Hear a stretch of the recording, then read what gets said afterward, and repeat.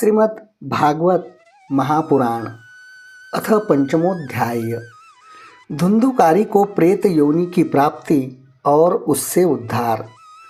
सूत जी कहते हैं, शौनक जी, पिता के वन चले जाने पर एक दिन धुंधुकारी ने अपनी माता को बहुत पीटा और कहा, बता धन कहाँ रखा है, नहीं तो अभी तेरी लुआठी जलती लकड़ी से खबर लूँगा। उसकी इस धमकी से डरकर और पुत्र के उपद्रवों से दुखी होकर वह रात्रि के समय कुएं में जा गिरी और इसी से उसकी मृत्यु हो गई। योगनिष्ठ गोकर्ण जी तीर्थ यात्रा के लिए निकल गए। इन्हें इन घटनाओं से कोई सुख या दुख नहीं होता था, क्योंकि उनका न कोई मित्र था न उनका कोई शत्रु था। धुंधुकारी 5 वेश्याओं के साथ घर में रहने लगा। उनके लिए भोग सामग्री जुटाने की चिंता ने उसकी बुद्धि नष्ट कर दी और वह नाना प्रकार के अत्यंत क्रूर कर्म करने लगा।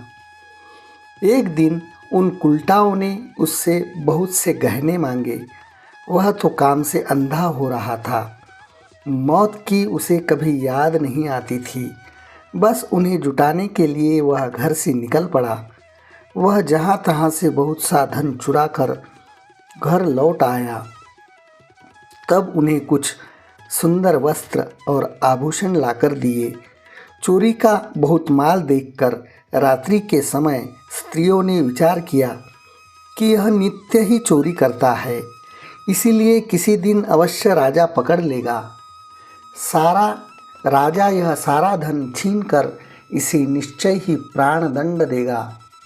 जब एक दिन इसे मरना ही है, तब हम ही धन की रक्षा के लिए गुप्त रूप से इसको क्यों न मार डालें। इसे मारकर हम इसका माल मता लेकर जहाँ कहीं चली जाएगी। ऐसा निश्चय कर उन्होंने सोए हुए धुंधुकारी को रस्सियों से कस दिया और उसके गले में फांसी लगाकर उसे मारने का प्रयत्न किया। इससे जब वह जल्दी न मरा तो उन्हें बड़ी चिंता हुई। तब उन्होंने उसके मुख पर बहुत से दहकते अंगारे डाले। इससे वह अग्नि की लपटों से बहुत छटपटाकर मर गया। उन्होंने उसके शरीर को एक गड्ढे में डालकर गाड़ दिया। सच है, स्त्रियां प्राय बड़ी दुस्साहसी होती है। उनके इस कृत्य का किसी को भी न पता चला। लोगों के पूछने पर वह कह देती कि हमारे प्रियतम पैसे के लोभ से अब की बार कहीं दूर चले गए हैं, इसी वर्ष के अंदर लौट आएंगे। बुद्धिमान पुरुष को दुष्टा स्त्रियों का कभी विश्वास न करना चाहिए। जो मूर्ख है, इनका विश्वास करता है, उसे दुखी होना पड़ता है। इनकी वाणी तो अमृत के समान कामियों के हृदय में संचार करती है, किंतु हृदय छुरे की धार के समान तीक्ष्ण होता है। भला इन स्त्रियों का कौन प्यारा है। वे कुलटाए धुंधुकारी की सारी संपत्ति समेटकर वहाँ से चंपत हो गई। उनके ऐसे न जाने कितने पति थे और धुंधुकारी अपने कुकर्मों के कारण भयंकर प्रेत हुआ। वह बवंडर के रूप में सर्वदा 10 दिशाओं में भटकता रहता था तथा शीत धाम से संतप्त और भूख प्यास से व्याकुल होने के कारण हा दैव चिल्लाता रहता था, परंतु उसे कहीं भी कोई आश्रय न मिला। कुछ काल बीतने पर गोकर्ण ने भी लोगों के मुख से धुंधुकारी की मृत्यु का समाचार सुना। तब उसे अनाथ समझकर उन्होंने उसका गया जी में श्राद्ध किया और भी जहाँ जहाँ वे जाते थे उसका श्राद्ध अवश्य करते थे।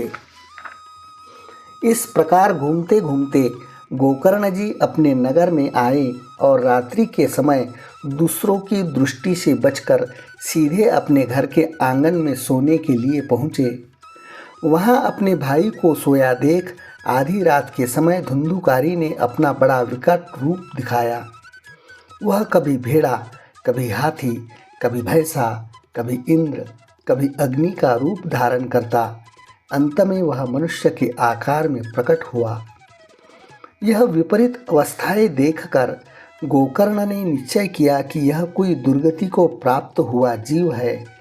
तब उन्होंने उससे धैर्य पूर्वक पूछा। गोकर्ण ने कहा, तुम कौन हो? रात्रि के समय ऐसे भयानक रूप क्यों दिखा रहे हो? तेरी यह दशा कैसे हुई? हमें बता तो सही। तू प्रेत है, पिशाच है अथवा कोई राक्षस है? सूत जी कहते हैं, गोकर्ण के इस प्रकार पूछने पर वह बार बार जोर जोर से रोने लगा। उसमें बोलने की शक्ति नहीं थी, इसीलिए उसने केवल संकेत मात्र किया। तब गोकर्ण ने अंजलि में जल लेकर उसे अभिमंत्रित करके उस पर छिड़का। इससे उसके पापों का कुछ शमन हुआ और वह इस प्रकार कहने लगा। प्रेत बोला, मैं तुम्हारा भाई हूँ। मेरा नाम है धुंधुकारी। मैंने अपने ही दोष से अपना ब्राह्मणत्व नष्ट कर दिया। मेरे कुकर्मों की गिनती नहीं की जा सकती। मैं तो महान अज्ञान में चक्कर काट रहा था। इसी से मैंने लोगों की बड़ी हिंसा की। अंत में कुलटा स्त्रियों ने मुझे तड़पा तड़पा कर मार डाला।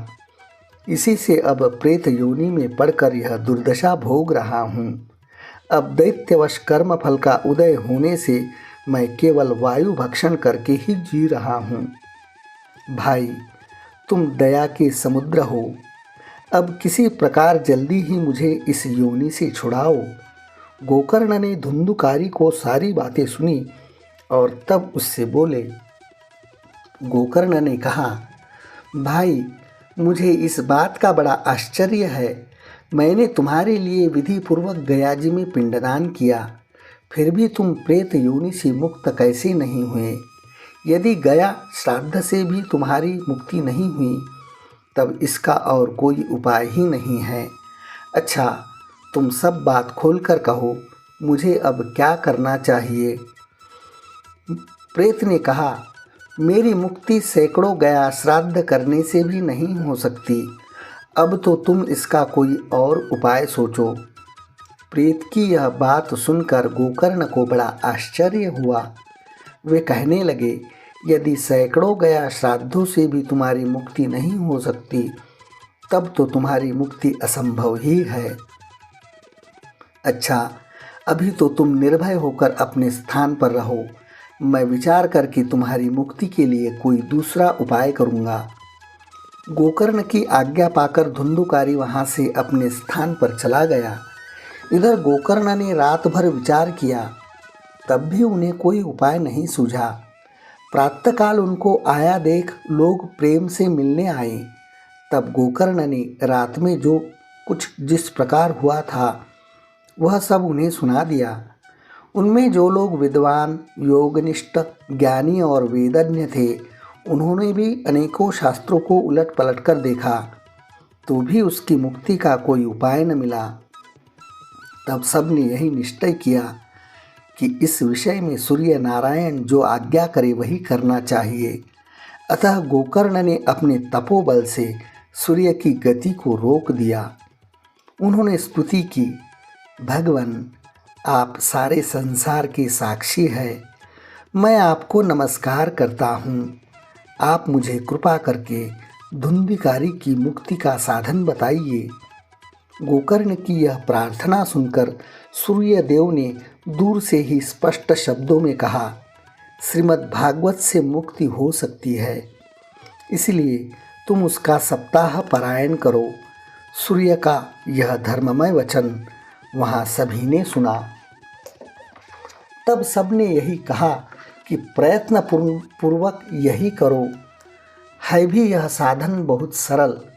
अतः गोकर्ण जी भी तदनुसार निश्चय करके कथा सुनाने के लिए तैयार हो गए। देश और गांवों से अनेकों लोग कथा सुनने के लिए आए। बहुत से लंगड़े, लूले, अंधे, बूढ़े और मंद बुद्धि पुरुष भी अपने पापों की निवृत्ति के उद्देश्य से वहां आ पहुँचे। इस प्रकार वहां इतनी भीड़ हो गई कि उसे देखकर देवताओं को भी आश्चर्य होता था। जब गोकर्ण जी व्यास गद्दी पर बैठकर कथा कहने लगे तब वह प्रेत भी वहां आ पहुंचा और इधर उधर बैठने के लिए स्थान ढूंढने लगा। इतने में ही उसकी दृष्टि एक सीधे रखे हुए 7 गांठों के बांस पर पड़ी। उसी के नीचे के छिद्र में घुसकर वह कथा सुनने के लिए बैठ गया। वायु रूप होने के कारण वह बाहर कहीं बैठ नहीं सकता था, इसीलिए बांस में घुस गया। गोकर्ण जी ने एक वैष्णव ब्राह्मण को मुख्य श्रोता बनाया और प्रथम स्कंध से ही स्पष्ट स्वर में कथा सुनानी आरंभ कर दी। सायंकाल जब कथा को विश्राम दिया गया तब एक बड़ी विचित्र बात हुई। वहाँ सभासदों के देखते देखते उस बांस की एक गांठ तड़ तड़ शब्द करती फट गई। इस प्रकार दूसरे दिन सायंकाल में दूसरी गांठ फटी और तीसरे दिन उसी समय तीसरी भी गांठ फटी। इस प्रकार 7 दिनों में 7 गांठों को फोड़कर धुंधुकारी 12 स्कंधों के सुनने से पवित्र होकर प्रेत योनि से मुक्त हो गया और दिव्य रूप धारण करके सबके सामने प्रकट हुआ। उसका मेघ के समान श्याम शरीर पीतांबर और तुलसी की मालाओं से सुशोभित था तथा सिर पर मनोहर मुकुट और कानों में कमनीय कुंडल झिलमिला रहे थे। उसने तुरंत अपने भाई गोकर्ण को प्रणाम करके कहा, भाई, तुमने कृपा करके मुझे प्रेत योनि की यातनाओं से मुक्त कर दिया है। यह प्रेत पीड़ा का नाश करने वाली श्रीमद् भागवत की कथा धन्य है तथा श्री कृष्णचंद्र के धाम की प्राप्ति कराने वाला इसका सप्ताह पारायण भी धन्य है। जब सप्ताह श्रवण का योग लगता है तब सब पाप थर्रा उठते हैं कि अब यह भागवत की कथा जल्दी ही हमारा अंत कर देगी। जिस प्रकार आग गीली सूखी छोटी बड़ी सब तरह की लकड़ियों को जला डालती है, उसी प्रकार यह सप्ताह श्रवण मन वचन और कर्म द्वारा किए हुए नए पुराने छोटे बड़े सभी प्रकार के पापों को भस्म कर देता है। विद्वानों ने देवताओं की सभा में कहा कि जो लोग इस भारतवर्ष में श्रीमद् भागवत की कथा नहीं सुनते उनका जन्म वृथा ही है। भला मोहपूर्वक लालन पालन करने यदि यह अनित्य शरीर को दुष्ट पुष्ट और बलवान भी बना लिया तो भी श्रीमद् भागवत की कथा सुने बिना इससे क्या लाभ हुआ। अस्थियाँ ही इस शरीर के आधार स्तंभ है। नस नाड़ी रूप रस्सियों से यह बंधा हुआ है।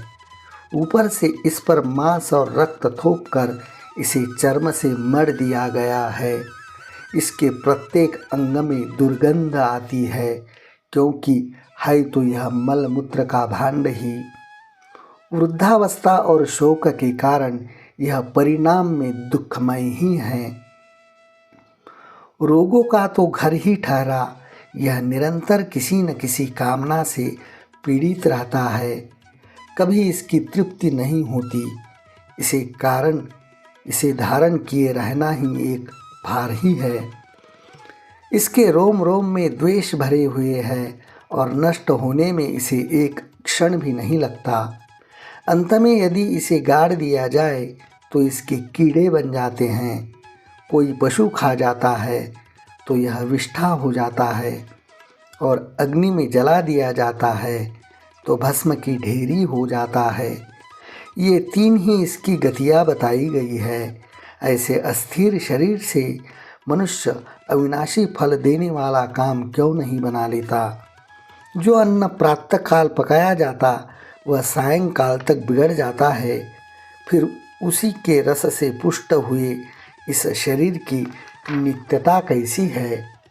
इस लोक में सप्ताह श्रवण करने से भगवान की शीघ्र ही प्राप्ति हो सकती है। अतः सब प्रकार के दोषों की निवृत्ति के लिए एकमात्र यही साधन है। जो लोग भागवत की कथा से वंचित है वे तो जल में बुदबुदे और जीवों में मच्छरों के समान केवल मरने के लिए ही पैदा होते हैं।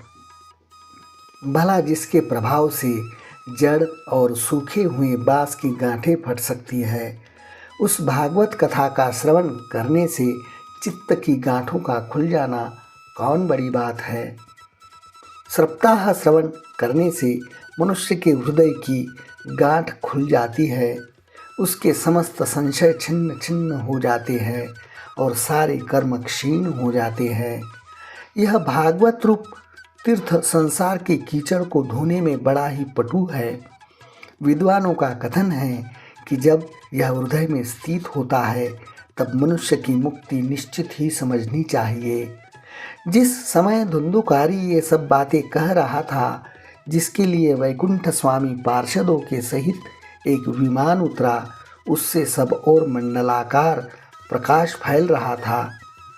सब लोगों के सामने ही धुंधुकारी उस विमान पर चढ़ गया। तब उस विमान पर आए हुए पार्षदों को देखकर उनसे गोकर्ण ने यह बात कही। गोकर्ण ने पूछा, भगवान के प्रिय पार्षदों, यहाँ हमारे अनोखो शुद्ध हृदय श्रोतागण हैं, उन सब के लिए आप लोग एक साथ बहुत से विमान क्यों नहीं लाए। हम देखते हैं कि यहाँ सभी ने समान रूप से कथा सुनी है, फिर भी फल में इस प्रकार का भेद क्यों हुआ, यह बताइए। भगवान के सेवकों ने कहा, हे मानद, इस फलभेद का कारण इनके श्रवण का भेद ही है। यह ठीक है कि श्रवण तो सबने समान रूप से ही किया है, किंतु इसके जैसा मनन नहीं किया। इसी से एक साथ भजन करने पर भी उसके फल में भेद रहा। इस प्रेत ने 7 दिनों तक निराहार रहकर श्रवण किया था तथा सुने हुए विषय का स्थिर चित्त से यह खूब मनन निधिध्यासन भी करता रहा था। जो ज्ञान दृढ़ नहीं होता वह व्यर्थ हो जाता है। इसी प्रकार ध्यान न देने से, श्रवण का, संदेह से मंत्र का और चित्त के इधर उधर भटकते रहने से जप का भी कोई फल नहीं होता। वैष्णवहीन देश अपात्र को कराया हुआ श्राद्ध का भोजन, अश्रोत्रिय को दिया हुआ दान और आचारहीन कुल, इन सब का नाश हो जाता है। गुरु वचनों में विश्वास, दीनता का भाव, मन के दोषों पर विजय और कथा में चित्त की एकाग्रता इत्यादि नियमों का यदि पालन किया जाए तो श्रवण का यथार्थ फल मिलता है। यदि ये श्रोता फिर से श्रीमद् भागवत की कथा सुने तो निश्चय ही सबको वैकुंठ की प्राप्ति होगी। और गोकर्ण जी, आपको तो भगवान स्वयं आकर गोलोक धाम में ले जाएंगे। यूँ कहकर सब पार्षद हरि कीर्तन करते वैकुंठ लोक को चले गए। श्रावण मास में गोकर्ण जी ने फिर उसी प्रकार सप्ताह क्रम से कथा कही और उन श्रोताओं ने उसे फिर सुना। नारद जी, इस कथा की समाप्ति पर जो कुछ हुआ वह सुनिए। वहाँ भक्तों से भरे हुए विमानों के साथ भगवान प्रकट हुए। सब ओर से खूब जय जयकार और नमस्कार की ध्वनियाँ होने लगी। भगवान स्वयं हर्षित होकर अपने पांचजन्य शंख की ध्वनि करने लगे और उन्होंने गोकर्ण को हृदय से लगाकर अपने ही समान बना लिया। उन्होंने क्षण भर में ही अन्य सब श्रोताओं को भी मेघ के समान श्याम वर्ण, रेशमी पीतांबरधारी तथा किरीट और कुंडलादि से विभूषित कर दिया। उस गांव में कुत्ते और चांडाल पर्यंत जितने भी जीव थे, वे सभी गोकर्ण जी की कृपा से विमानों पर चढ़ा लिए गए तथा जहाँ योगी जन जाते हैं उस भागवत में वे भेज दिए गए। उस प्रकार भक्तवत्सल भगवान श्री कृष्ण कथा श्रवण से प्रसन्न होकर गोकर्ण जी को साथ ले अपने ग्वाल बालों के प्रिय गोलोक धाम में चले गए।